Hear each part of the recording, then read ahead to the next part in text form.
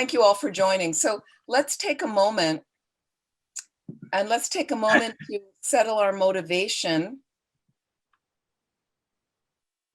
And really, this is us directing our attention. So what happens when you set a motivation? It's a type of anchoring. You know, if you get that motivation, that anchor's there all day. I don't mean in a leaden way, but an anchor holds your ground there. Like with a boat, you don't end up floating into some reef and getting damaged.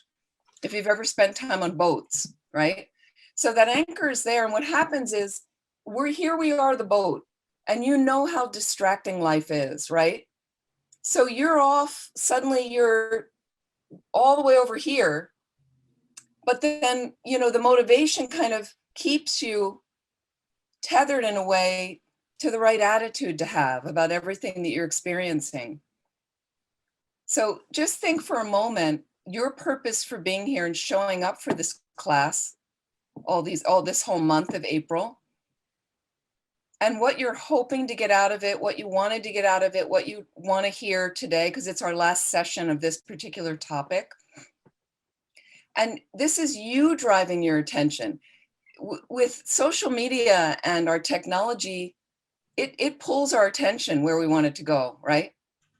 Pulls your attention in different directions, not necessarily with you being in charge of it or in control of it. So for me, that motivation brings me back to, I'm directing the agenda here. I can direct the agenda.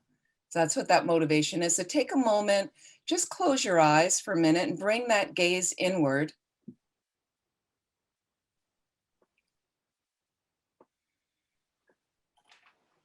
And allow yourself a few deep breaths.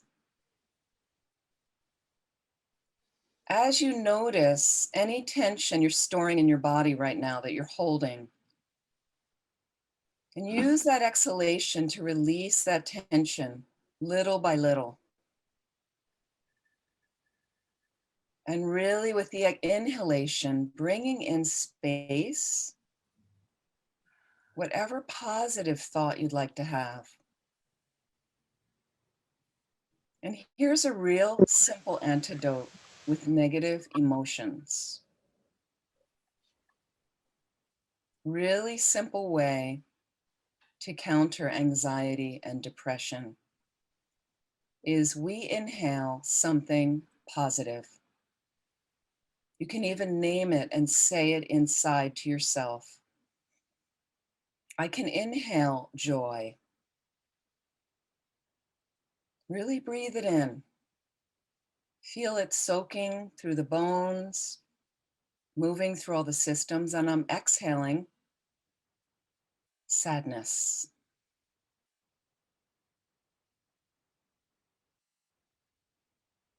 You can inhale hope.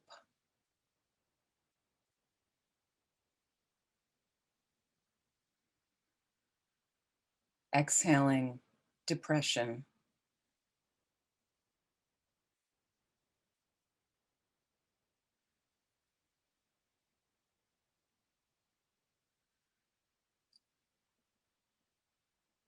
Inhaling bravery.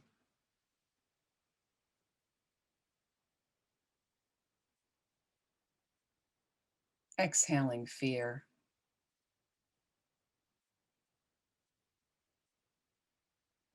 Put it into your own words. You can create that inner dialogue.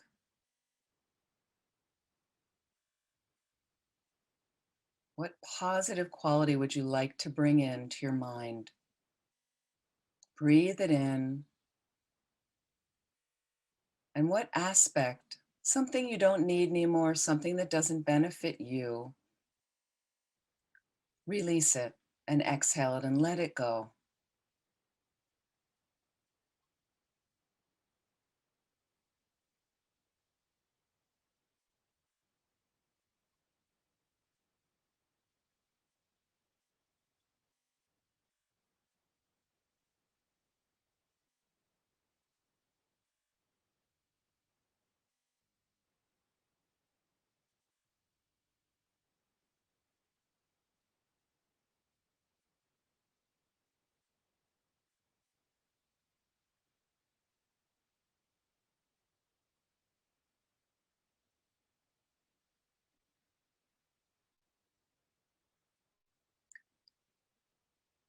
From here, we allow a little bit more settling, a little bit more grounding. And if you'd like, just feeling your feet on the floor or on a cushion on the floor. Feel that grounding again from Mother Earth, those roots.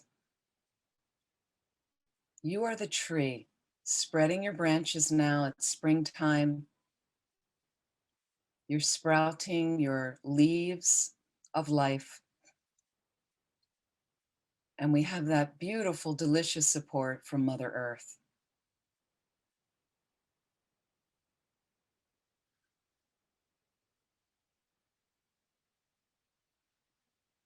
And from here, let's set that motivation. Thinking of the biggest wish, in a sense, we could have right now, which could include benefiting all living beings. Imagine if you could do that every moment. Imagine if you knew the exact best thing to say to someone, best thing to do for someone, without questioning, best thoughts to have every moment. So we can do that if we become a Buddha, fully enlightened being. If that interests you, that type of motivation, feel free to set that motivation right now, not only for our time, but all the activities of the rest of your day.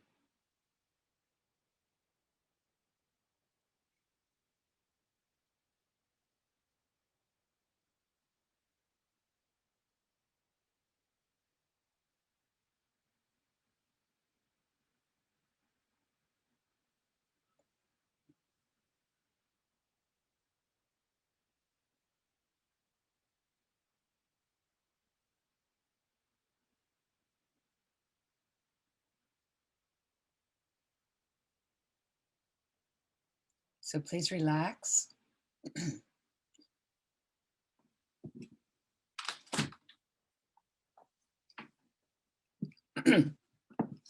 Ready, when you're ready, please open your eyes.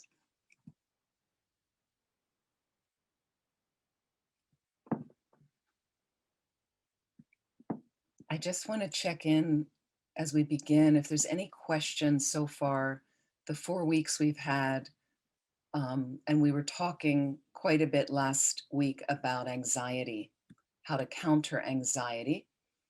And we were talking about with stress and depression, realistically orienting yourself. You know, you're having certain problems and certain things, let's say. So what can you realistically do about it that's reasonable with a good motivation? Can you take action like that? And then there are some things we encounter that there's really not much we can do about it.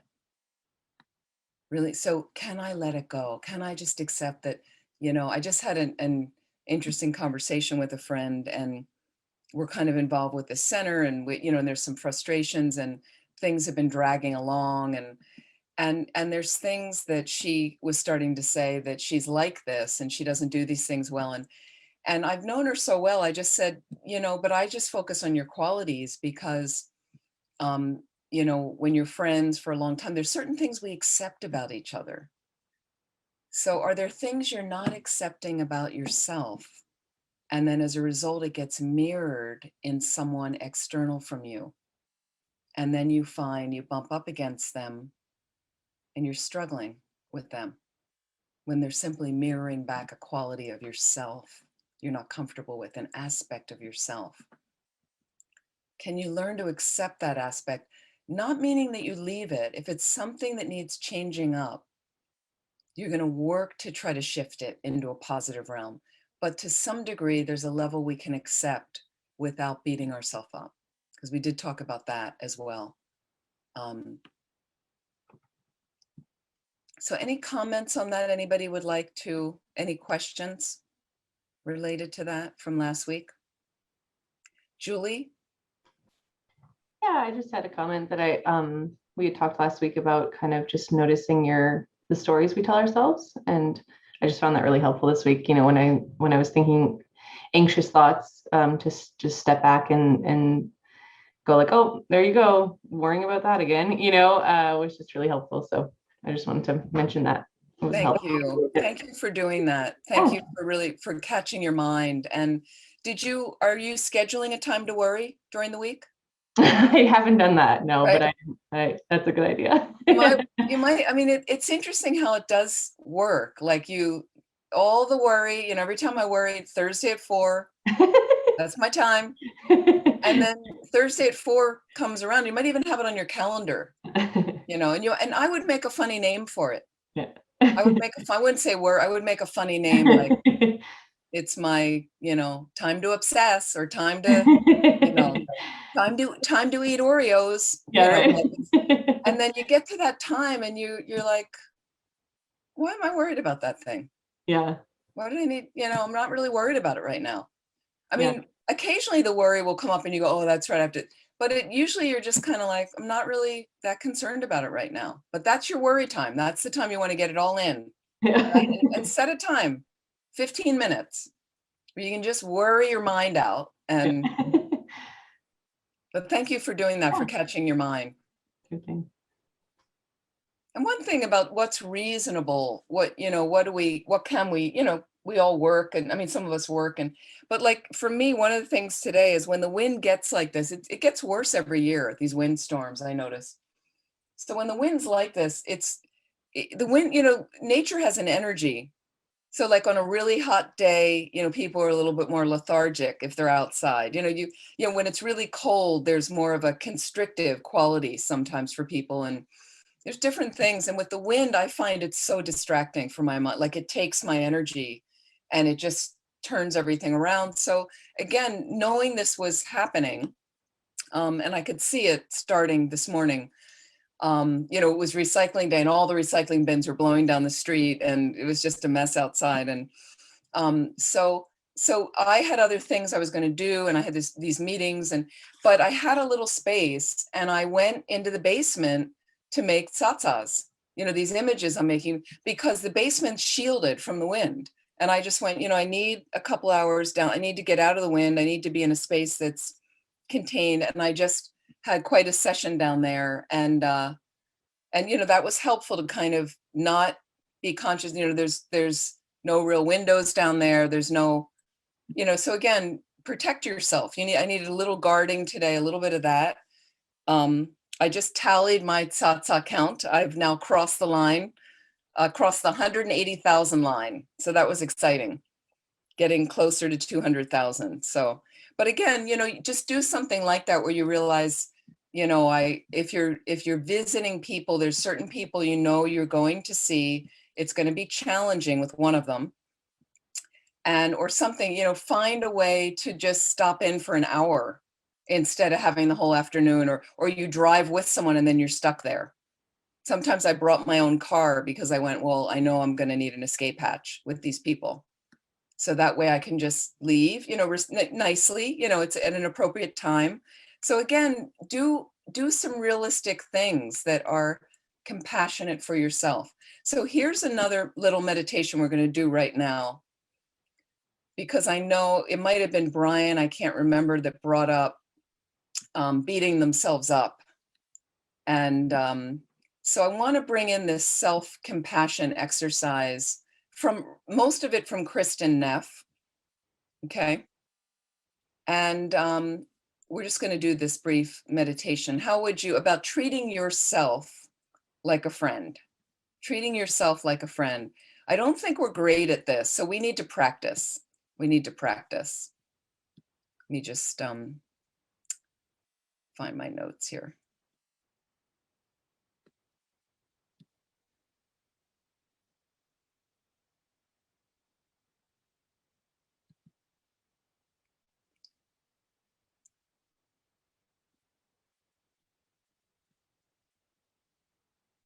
So I'd like you to just sit comfortably. And I find this is really helpful with anxiety and depression as well. When the thoughts start to come, and then sometimes you may notice, some of you, there's a judgment. I shouldn't be thinking these thoughts. Oh, here I go again. I'm really no good. I'm just an anxious, depressed person. Like, and over. And other people don't have this problem. I have these problems. I'm really no good. I'm no use to anyone at all. So slowly, but what if a friend comes to you and says, I'm really struggling right now with anxiety, or I'm really struggling with depression. Okay. So I'd like you to just sit comfortably for a moment, close your eyes lightly, and just make sure the body is balanced and comfortable.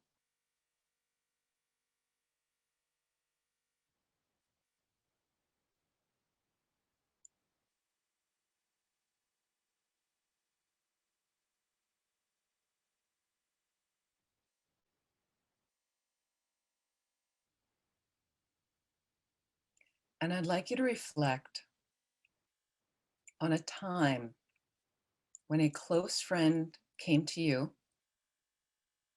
who was really struggling. Somebody approached you. Maybe it was a close friend, and they're really struggling. Okay. And they tell you this is what's going on for them. Just imagine you're having that conversation.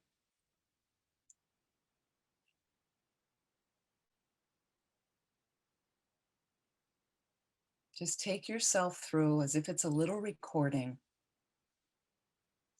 of this interaction with this person.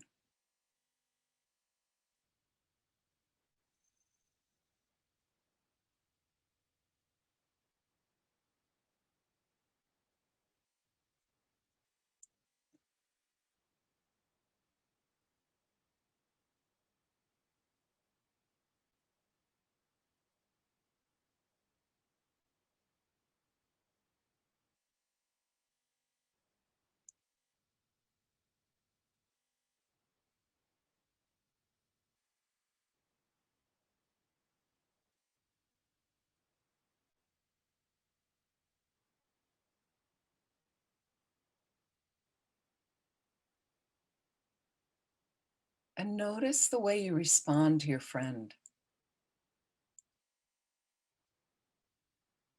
So I'd like you to notice the words you say to them, any body mannerisms you notice. Notice the tone of your voice.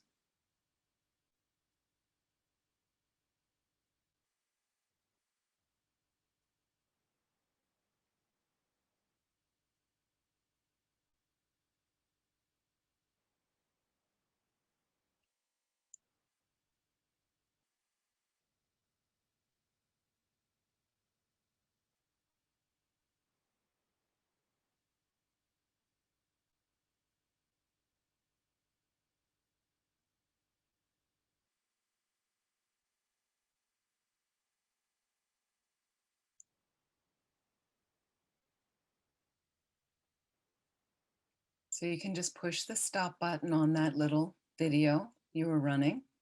Now we're going to look at a different scenario. I'd like you to reflect right now on a recent time you were feeling bad about yourself, a recent time you're really struggling.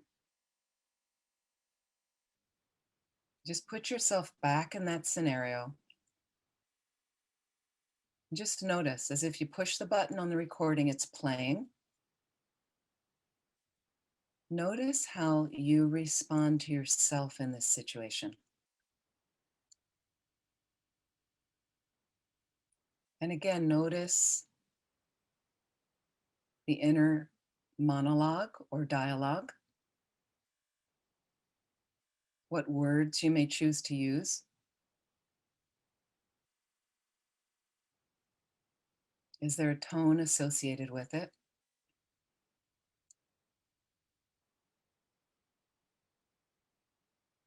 What sort of body mannerisms may you be holding?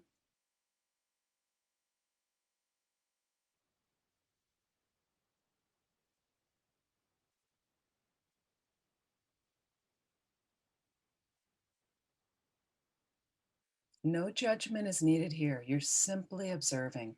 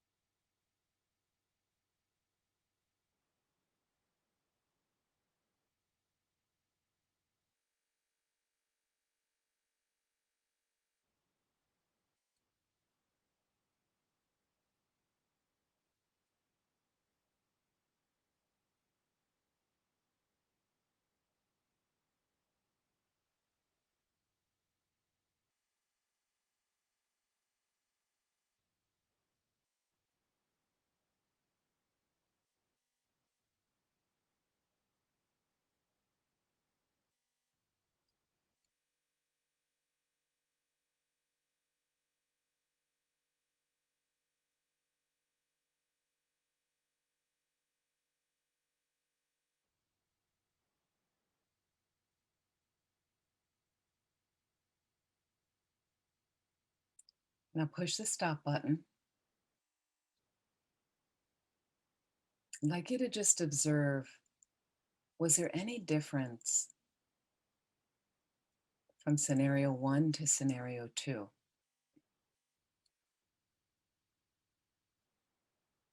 If there was a difference, ask yourself why.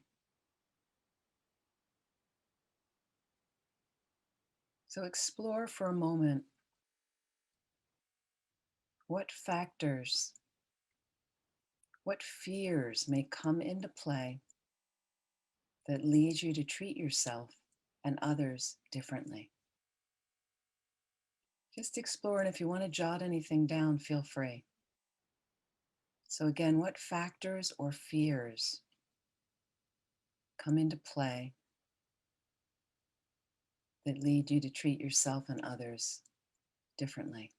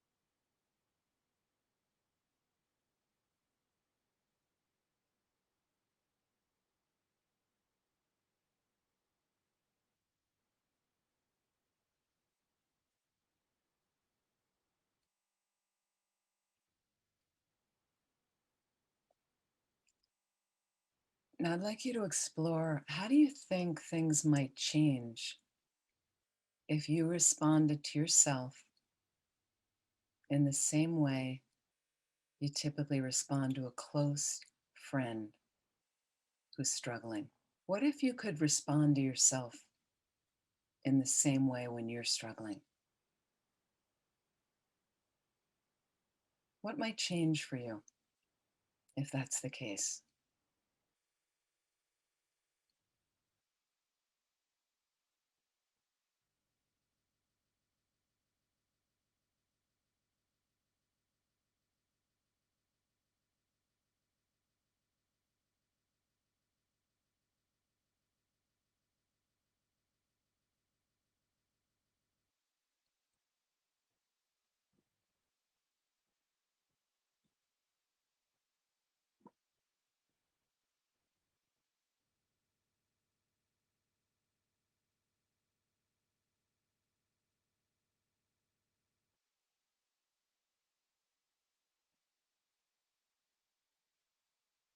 Why not try treating yourself like a good friend in the future and see what happens?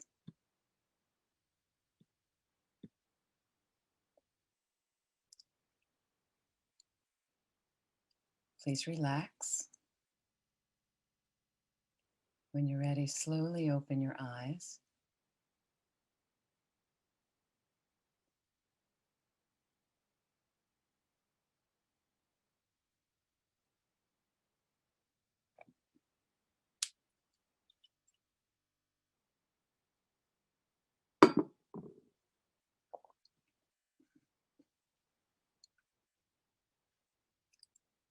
Did anybody did not do it any differently? So it's the same the way they treat a friend and the way they treat themselves? Not of the people I can see. I can't see the rest of you, but right? So we treat ourselves differently, don't we? A lot of people. Isn't it interesting? So Julie, you treat yourself the same or different? Different. Different, right? Yeah. Yeah. Yeah, I think most people do. And are you harsher with yourself? Yeah, a lot. Amazing, isn't it? Yeah, Brian's nodding his head.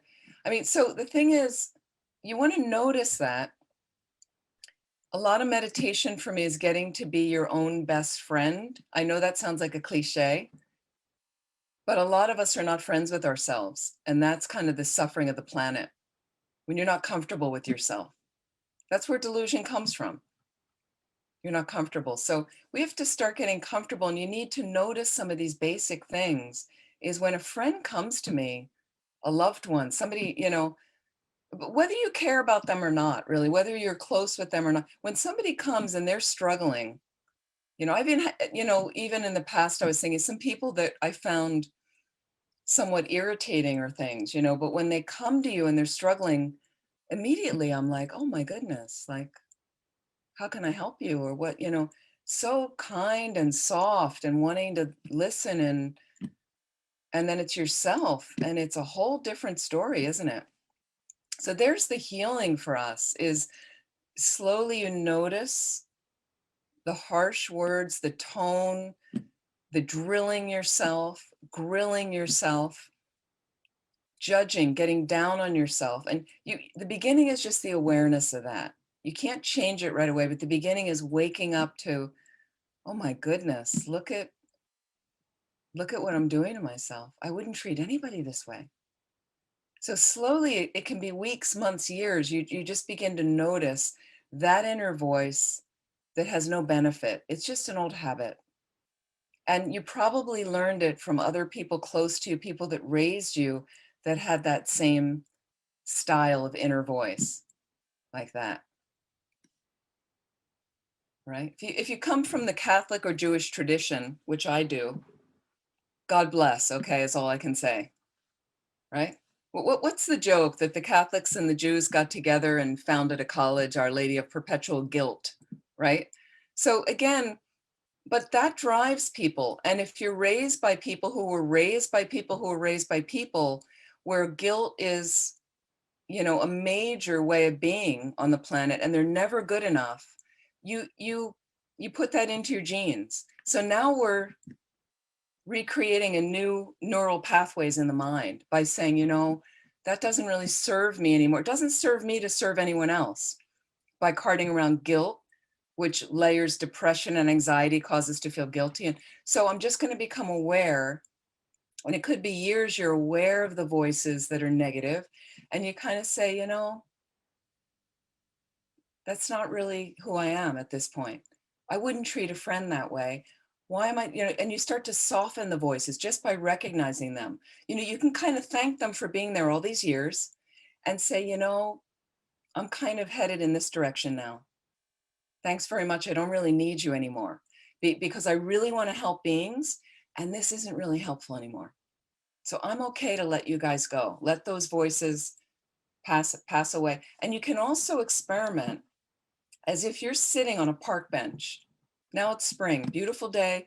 You're sitting on a park bench. It's you, and beside you is a good friend of you, and that's you as well. So there's the two of you, and you can practice in a meditation, just practice how, if you have a particular day, you're struggling with anxiety, you're struggling with fear, you're worried about something, you have depression coming up like this, put yourself next to you, and here's your depressed person here. This depressed person coming to you as your good friend, and they're saying, I'm really freaked out today. My job, I've got to get on the flight. I'm a flight attendant, as one of you here is a flight attendant, and I have to go on the flight, and I'm worried about the virus, and and you're going to talk to yourself. And then what do you want to say to yourself in the anxiety and fear?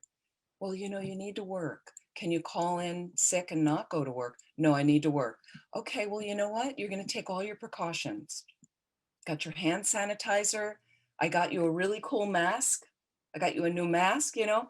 You're going to wear, in fact, I got you two masks and you got your face shield, and think about how kind you can be to all the people on the plane who are worried. Maybe I'll focus on. So you're going to practice a little bit talking to yourself as your friend, like a friend beside you. And we need to practice that.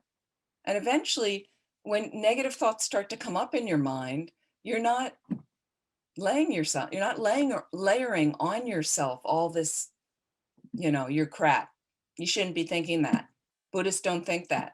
You shouldn't be having those thoughts. It's just kind of like that kind consideration of, well, what if that's a friend coming? What if I'm on the plane and one of the passengers is really freaking out right now? How would I manage them? That's how we want to manage our delusional thoughts. It's time. It's time now we take control of our minds like that. So slowly, and you need to do these practices again and again so that you kind of witness, and some days it's not going to go well. You're going to fall flat on your face and you lay there on the ground and you go, okay, that didn't work. But I do it with humor now. I don't like lay on the ground. I tripped over something, messed up. I'm talking metaphorically. And I don't lay there anymore with a big, heavy, like, you know, you're just crap. I'm kind of like, well, that didn't work. Okay. Pick myself up. Let me look around to see, why didn't I see that hole in the road? Oh, there's the hole. Okay. Let me be a little bit more vigilant. You know, those are my delusions. That's why I tripped. That's all. And what are those delusions? A habit from previous moments of that delusion in my mind. That's all. And you know what? I'm giving it my best shot right now. That's all I can do. And then I continue down the road with a little bit more vigilance every time, a little bit more vigilance, walking around the big chasm in the road, the big hole in the road that I've fallen into so many times. And eventually, we're trying to choose that new road, choose the new path. It's possible like that. Absolutely. Okay. Makes sense? Okay. Is this realistic for you to maybe build into your life? Would you say? Please try, because I've just found it really, really does work. But I know it takes the effort to, and there's going to be times you go right into the rut, sorry, and you're beating yourself up. Okay. And what you do is just notice, oh, okay, there I go. That's my old habit. Well, I've been doing it that way for 40 years. So don't feel like you're going to undo it in 2 weeks. You just recognize, take a couple deep breaths. Okay. And now I'm going to just try to think. So in this particular mind state that I'm in, instead of feeling anxious and fear and guilt and depression and all those negative things and anger and frustration, is this is somebody coming to me who needs care. You know what? I need to take a little time to myself right now. I need to have a timeout. I need to just relax for a moment, 5 minutes. I'm just going to have a nice cup of tea and let all that stuff go and just sit down. Sometimes if you can just insert a 5-minute rest, everyone deserves that. Everybody deserves a 5-minute break for me to just get quiet and maybe to find that motivation again, the good motivation, and to recognize that I'm trying my best. I'm trying my best, and that I am a good friend to myself.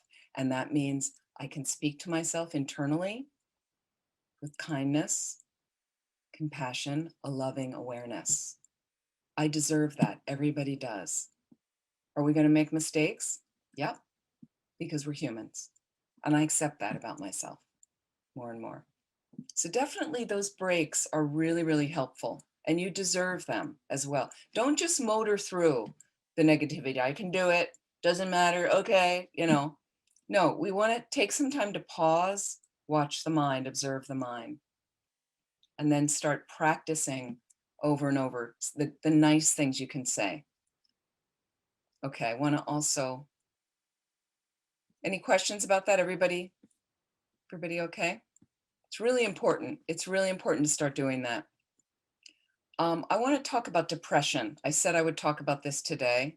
And let me just check if there was one other.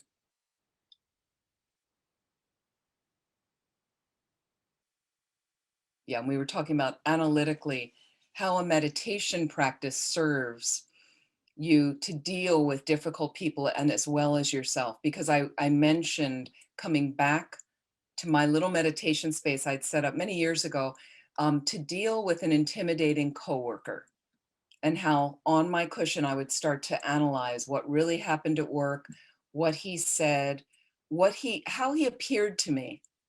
Okay. And that's a critical part, how things appear to you. As we talked last week about what's your story? What's your story? You get a story going in your head. If somebody harms you or attacks you or irritates you, you get a story going about them. Okay. And here's the thing, and I think I know I've mentioned this in other classes. There's a friend of mine who lives in Texas, and he's a great guy. He's an old friend. We grew up together. So, and Brian, I'll get to your question in a sec. So years ago, he sends out, you know, these people that do a yearly newsletter about their family, they write a newsletter. He sends it out on email. His is hysterically funny. He's a great writer. But at the very end of the newsletter, he recommends books that he and his wife have read during the year. And one of the books said, it was like 365 tools for daily living or something. Anyway, I'm not usually into books like that, but he mentioned the first couple that were there, and they were really useful. This was many years ago, this newsletter, but okay, this was number one in the book. Number one is, it doesn't matter. It doesn't matter. Okay, now we know, and this is within reason, there are some things in your life that matter that you need to take care of. So I'm not talking about that kind of stuff. But did you ever notice you're obsessing about something and you're worried this, and and there's times, and all of a sudden I'm just like, it doesn't matter. It's all going to be okay. So I'm in a situation, I may be moving this year from this house, and there's a major clean out going on right now. It's so overwhelming on one level. And there's days when, I got one sibling and we all get on, but talking about this, maybe we should check this, maybe we should check this. I have a sibling overseas who's not involved in the clean out much. So after I take pictures of all these items, post them in our family WhatsApp group, and then basically they know I'm doing all the work, and it's exhausting to try to sell certain things and to try to post it on this site and this site. And so basically I don't want to really hear from the sibling overseas who's not that involved, that she's been really like, she lets go. She's like, oh yeah, you can get rid of it. Doesn't matter. Okay. Until I got to her little, I wish I could show you this. It's a little girl spinning wheel toy, like a little plastic. But somehow, after all the effort I've gone to and sold this for them and sold that and whatever, and then suddenly, after I broke down the box, had it in the trash, she said, oh, look, I found it on an antique toy site for $250. Like, we need to post it. And so again, it's too much for me to deal with right now. I've got too much going on. And I said to her, great, it's in the trash. Like, maybe you should fly in. She can't fly from her country. It's COVID, not permitted right now anyway. But, there's only so much I can do. So again, it doesn't matter. Like, I didn't need to get tossed in her thing and I wasn't irritated at her. I just kind of looked at it. I laughed and I was like, it doesn't matter. If I want to, the trash bag didn't go out yet. I can pull it out of the trash, clean it up a little bit. I have time to do. I'll see. I don't need to deal with it. So again, there's many things that if you just layer for a moment, it doesn't really matter. This is getting out of the weeds and looking at the whole forest. Like, wow, there's a whole forest here and I missed it because I'm looking at the one little weed that grew up let it go. It doesn't matter. It's just a little weed. Okay. So again, you need to find within reason there are things that matter that you need to take care of. Like, I've got to be cleaning the house out. I got to do it. The house isn't just going to empty on its own, taking care of it. But with all the little weeds growing up, I don't need to really focus so much on that. And that's great that my siblings also, they're pretty light about it as well. This was rule number 2 in the book. Are you ready for this? You should really buckle your seatbelt for this, okay? This was the tools for daily living. Number 2 was, they're not talking about you. Okay? So we always think it's about us. Whatever's going on, and somebody didn't call you back, maybe. They didn't respond to your email. They sound funny in the email. Their text was a little short. Their whatever, don't take it personally. It's not really a personal thing about you. Rarely is it ever. And most people are so consumed with themselves, they're not thinking about you. They're not talking about you. So that was, I was living in a community at the time, so it was very liberating to think I'd go home by myself and they're all couples and, it's all about me. It wasn't all about me at all. So it's liberating, okay? So this is the kind of work we slowly want to move into. Okay, Justin, I'm only able to, okay, delusion of expecting everything to go my way. I'm sorry, Justin. So I'm sorry to break it to you, but not everything is going to go your way. So that's very, very common. We want control. We want control over certain things. Of course, we want things to go our way. And those of you that are a little bit more kind of control freaks, or there's some people that have more of a dominant personality. They're directors, they're directing things. And there's some people that are very happy to follow. But if you're a kind of director personality, which is myself, okay, I've done a lot of work on that, where I remember we had a manager. I was so desperate to hire a manager at one of the other centers, really needed this person. And then we hired this person. And then I had a habit of micromanaging. So finally, the staff turned me on into that. And I really looked at that and was like, yeah, you're right. I do that. It's really annoying. Then this person came in. She was great. And then what happened is I'd explain to her how we did something or what I wanted done, what the end result was. And it was amazing because she did it entirely differently than I would have done it. But the end result was what we needed. So I learned to let go. I was like, great, we're sailing along. And it was a great exercise for me of letting go of, it didn't have to be done my way. And it also helped loosen up this idea that everything has to go my way. I have a certain way. It's expansive and it's creative. It's more creative sometimes when you learn more, when you realize, wow, I never thought about doing it that way. How interesting. I would never have thought of that, because we're all wired a little differently. So Justin, you can also explore how much it makes you suffer, right? Of insisting and pushing and squeezing, wanting it to be a certain way.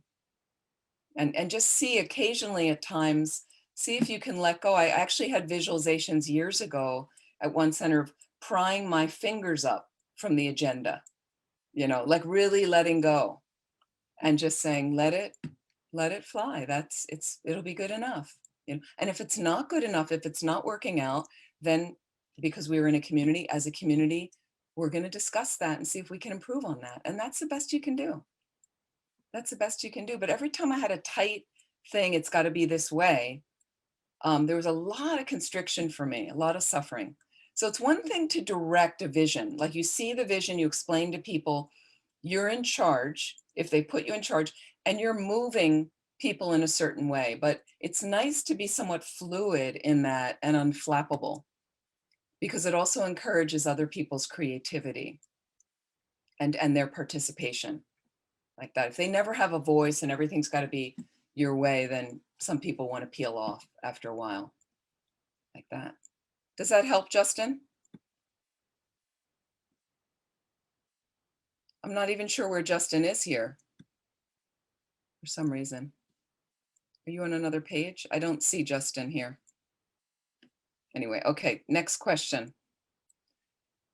Brian had a question, please.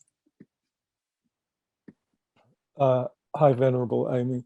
It was just an observation. I read a news article yesterday. The oldest person living now in the United States is a lady who turned 114 this week. And she was asked what she thought was the reason for her longevity. And she said, don't worry about anything. She said, I've learned not to worry. And I think that was, it really made me think, because it's not easy, as we know. But it was sort of like the light went off, because sometimes you have to hear someone else verbalize it or just say it to yourself. And yeah, just the fact that I read it yesterday, I thought it was very appropriate for this class. Yes, I've read things like that before from people, and also some old people that say laughter is one of, when they say the adage we have is laughter's the best medicine. Laughter's amazing. Laughter is amazing. So I would say those two things of really not worrying so much, and really not worrying, because there's, again, from Shantideva, you ask yourself, what can I do about it? Figure out what you can do about something you're worried about. We talked a bit about this last week. Then take action. And if there's nothing you can do about it, can I practice letting go? Because I've explored, there's nothing more I can do. That's an antidote to anxiety and fear and things like that. So thank you for mentioning that. Absolutely. It's different to have concern about something. Concern is more active, where I'm concerned, I need to get this done on time. We need to take care of this. We need to pay this bill. Then you actively are engaged in realistically moving towards what's going to get this done or what's going to happen. But concern's very different than worry. Very different than worry.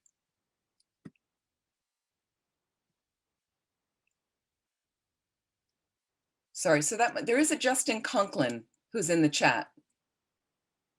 So maybe they're only able to chat. Maybe they're not on the in the visual. Okay, just wanted to double check that I wasn't hallucinating. Okay, there's one other message, and we're going to go back to depression.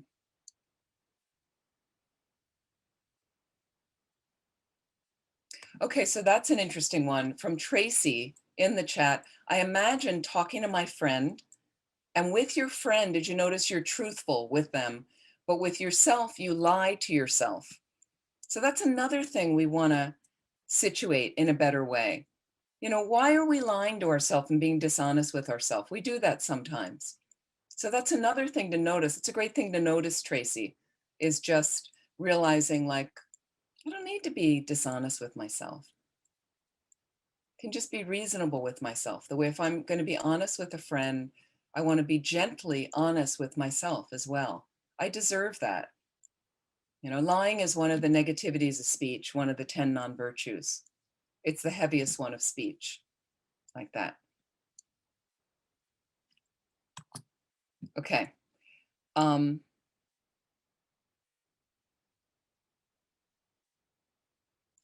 want to go back to antidotes to depression in the time we have remaining. Thanks so much for your participation and your, we've talked a little bit about this already, and for your questions. Again, with depression, we want to examine what your mind is saying.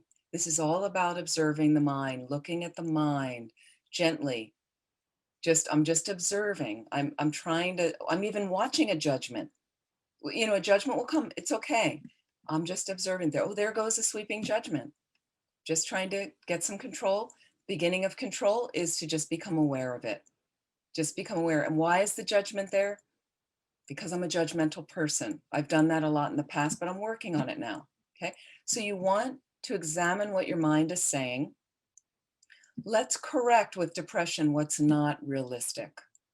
Look what depression says. Okay. Depression often involves, let's think about it, repetitive self-critical thoughts. And depression is a huge circling of the me, I. Big circling, obsessive circling of me, myself, and I, me, mine. Over and over, it sits there. Okay. So here's some repetitive self-critical thoughts that depression loves. In fact, it's depression that fuels these. I'm worthless. Nobody cares about me. I never do anything right. If we're truthful with ourselves, again, here's the truth from what Tracy was saying. If we're truthful with ourselves, okay, those thoughts are really not accurate. So as Julie mentioned, looking at the stories from last week, we mentioned, what stories do you get going about others and about yourself. These are just simply stories about yourself. Okay, until you have a direct perception of emptiness, the nature of reality, those stories are always incorrect, not accurate. There may be some validity to them, but they're not fully accurate. Nobody cares about you. I care about you, right? You never do anything right. Well, you're here at the class right now, somehow connected to a Dharma center. That seems to be okay.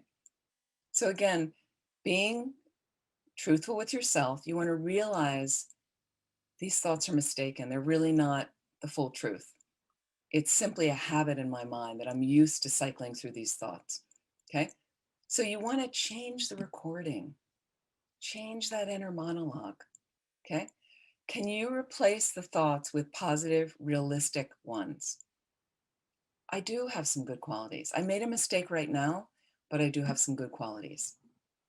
Okay. There are people who care about me.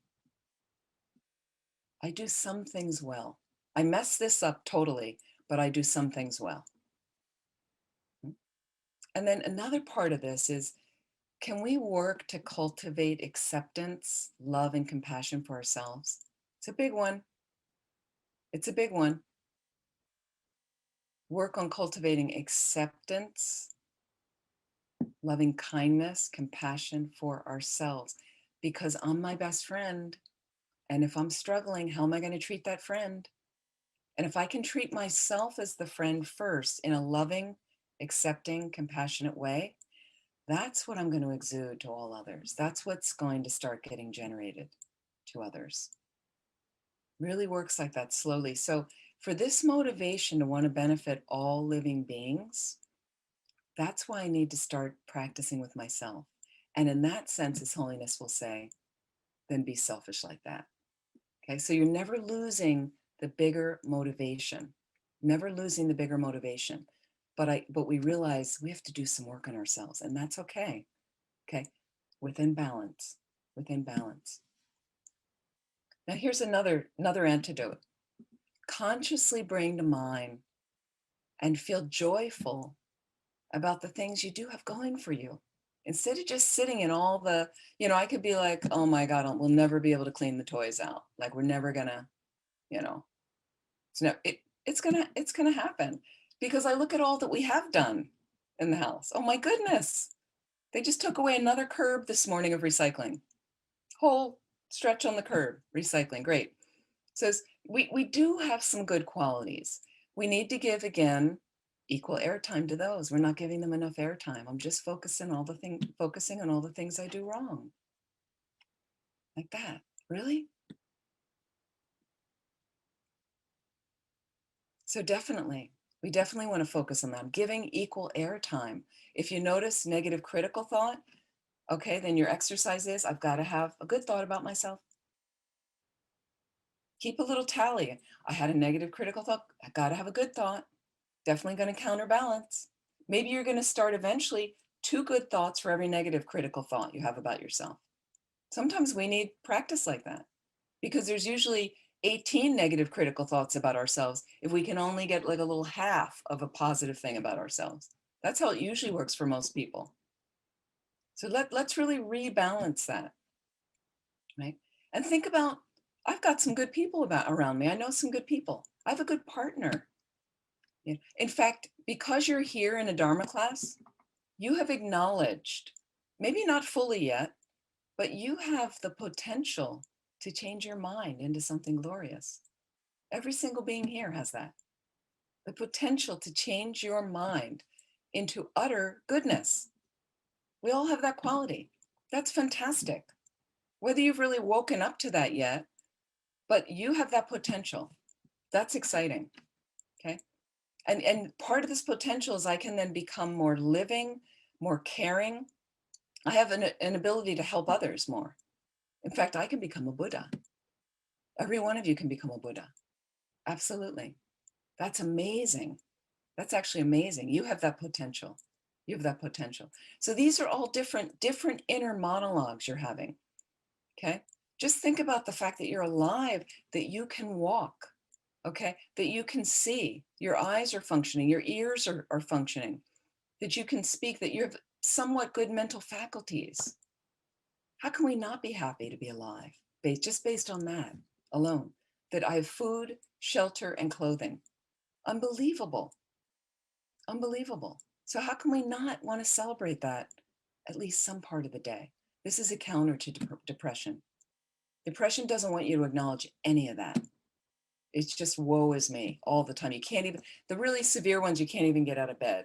And there can be physiological issues related, okay? But usually it all comes from the mind, okay? But that can create physiological imbalances. So some people do take some medication. It can be helpful, but have a plan with your therapist that there's going to be a time you're going to wean yourself off of that medication. You don't need to be on that medication for the rest of your life, especially with a good therapist and the Dharma. With those components, I know people no longer depressed, that were severely depressed, okay? And sometimes depression is also a type of purification. And sometimes karmically, this is just a setup that you made in past lives.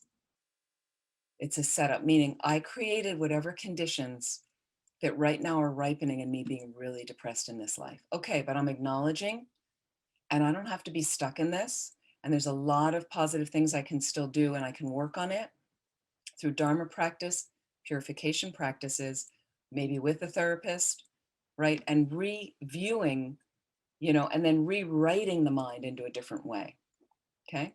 So correcting some negative things, looking at things in a better way. And another thing I'd say is, I talk sometimes about thought interruption and kind of thought replacement. And I mentioned before in other classes, a friend of mine who was chronically depressed. So she had an image. So when the mind, she would notice certain triggers that would start her mind spinning out of control, like down, she'd be like, uh-oh, I can feel I'm headed downhill. Like I saw that person across the room. They said this, I didn't eat enough at lunch. And she knows her triggers. She knows herself well enough to know it's going to trigger some severe depression and send her into a tailspin with all the negative thoughts. So she's so good at catching that now that she has her own visualization. And what she'll do is she'll remove herself, even if she's with people and at work, she'll make 2 minutes to go to the bathroom and bring the visualization up. And her visualization is, I mentioned this before, I think in other classes, she's in a small room filled with puppy dogs. So she just immediately puts herself in the room, visualizes, imagines herself there, and the little puppy dogs, and they're wagging tails and they're jumping up on her and they're licking her. And that it somehow, it removes the other thing out of the mind, doesn't get much space in the mind, the old thoughts, the old obsessive turning of negativity.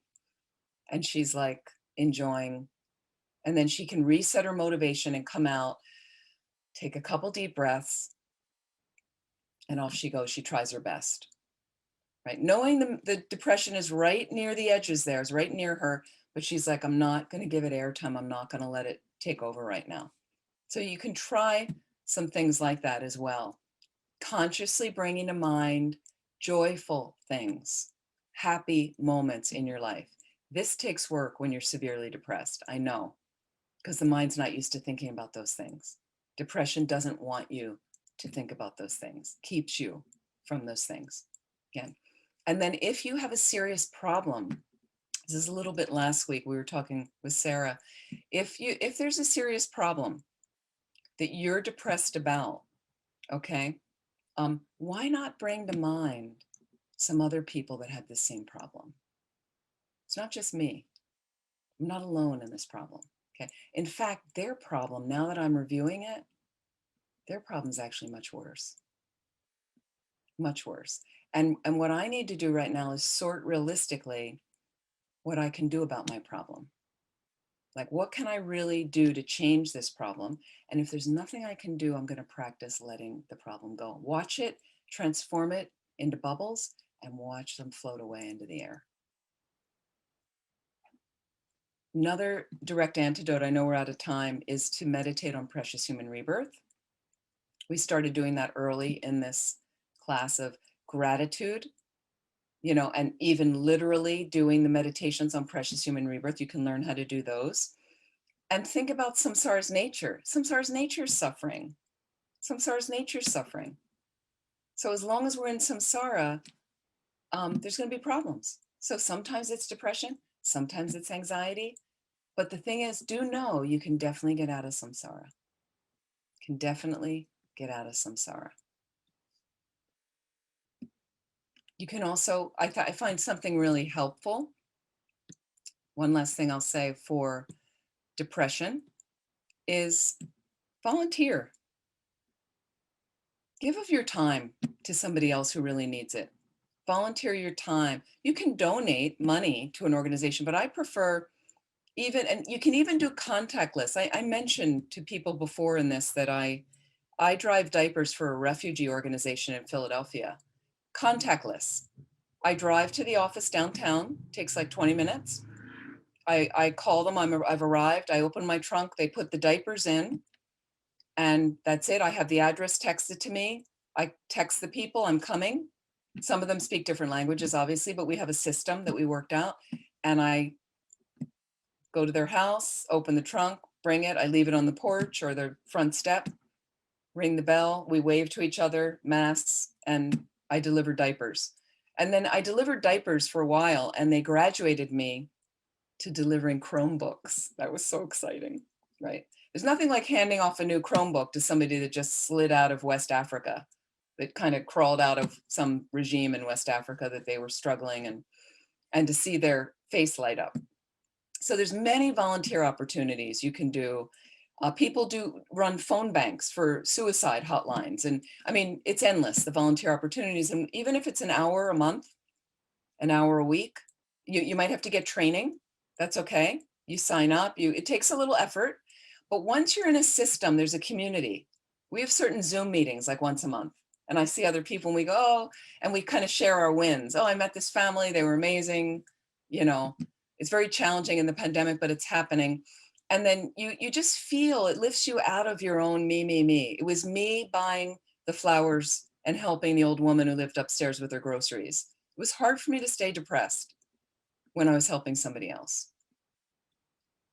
Okay, just in closing, and I think Tupta Norberling needs some volunteers as well. What a wonderful thing that Mary put in the chat. What a wonderful way to help as well. So what I'd like to do in closing, I hope this course has been helpful for you. There's so much more we could go on and say. We can continue talking about it. It's just I'm kind of scratching the top of the iceberg right now. Please try to use some of the techniques and things as well if you can. We can certainly revisit this. I have some other courses coming up for Tupta Norberling. I can't remember what they are offhand right now. But please check my website again if you're interested, because there's a whole bunch of courses that are coming up. And I'll just put the website here once more. And there's a lot of different listings on there. There's a Buddhism in a Nutshell course coming up for our group in Brazil that will have English and Portuguese translation for anyone. So if you're new to the Dharma, that would be a good one. There's a Meditation 101 for the New York Center that is open. These are all open to anybody. So you can find the links and things. I'd like to dedicate, if there's any positive energy that we've created right now from these 5 weeks, all of these weeks, and from today's session, I'd really like to roll it in to our practices, helping us to definitely counter negative mindsets and delusions, and be able to really transform our minds into something happy and peaceful all the time. And may we be able to use that to get enlightened quickly so we can be of the most benefit to all living beings. I'd like to dedicate right now, especially to Brazil and India, countries like that. Nepal is having another surge of COVID. May they find a way to get a handle on this, and may all the numbers of the COVID spread go down on the entire planet till we can finally return to more open engagement with each other and life slightly in a more normal mode. It won't go back to the way it was, but in a more normal mode. And for all the beings who have died of COVID recently, my friend Naresh in India, and all the other people, may they immediately take a precious human rebirth, get enlightened to benefit all living beings. And may all the beings who are ill, body and mind, may they be healed instantly. And for the long lives of our precious teachers. especially His Holiness the Dalai Lama and Lamas over in Rinpoche. Thank you so much. Thank you to Thupten Norbeling and all of our precious hosts, and thank you to all of you for joining, and I hope I see you soon.